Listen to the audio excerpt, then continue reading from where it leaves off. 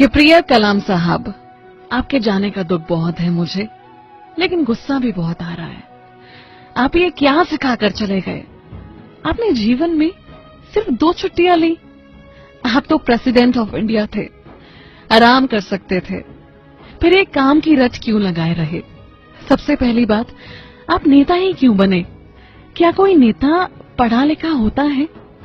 अगर आप प्रेसिडेंट ही बने तो ये रूल क्यों नहीं बना दिया कि आपसे कोई अंगूठा छाप नेता नहीं बन सकेगा? जिस दिन नेता संसद में लड़ेंगे उनकी सैलरी काटी जाएगी और लेट आने वाले अफसरों की क्लास लगेगी। मुझे आपसे नाराजगी इस बात को लेकर भी है कि आपने देश को मिसाइल ही क्यों दी? न हमारे पास आधुनिक हथियार होते और न ही पड़ोसी देश हमसे जलते। आप एक बैग लेकर राष्ट्रपति भवन में पहुंचे थे और कार्यकाल खत्म होने के बाद एक बैग लेकर निकल गए, जबकि आपसे बाद वाले ट्रकों में सामान भरकर निकले थे। एमपी में तो चपरासी के घर से करोड़ों रुपए निकल रहे हैं और आप सिर्फ एक बैग लेकर निकले। ये क्या सिखा गए आप आने वाली पीढ़ी को? सादगी और शालीनता से किसका पेट भरा है साहब? लोगों को आपके जैसा सम्मान नहीं, सिर्फ पैसा चाहिए। एक और बात जो आपकी मुझे बहुत गलत लगती थी कि आपने कभी प्रेसिडेंट जैसा रौब नहीं जमाया।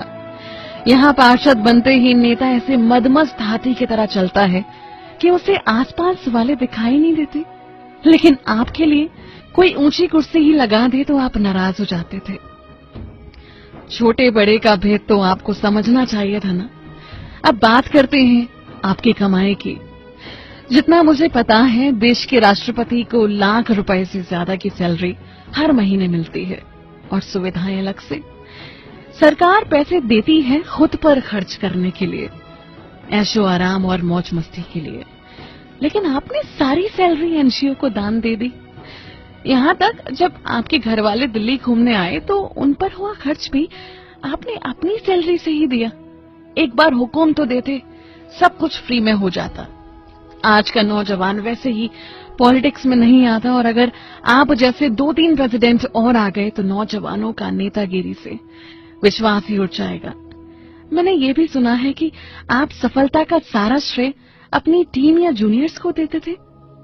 अच्छा हुआ प्राइवेट कंपनी में नौकरी नहीं की, नहीं तो जल्दी निकाल दिए जाते और सब आप पर हंसते जैसे आपने कोई बड़ा गुनाह कर दिया हो। शिकायतों की ये लिस्ट बहुत लंबी है कलाम साहब। हमें पता है आप लौट कर आओगे, लेकिन अगली बार प्लीज मेरी शिकायतों की लिस्ट याद रखना। या तो हमें अच्छाई ना सिखाना, और अगर सिखाओ तो भारत के भाग्य विधाता तुम ही बनना। आप हमेशा जियोगे हमारे दिल में कलाम।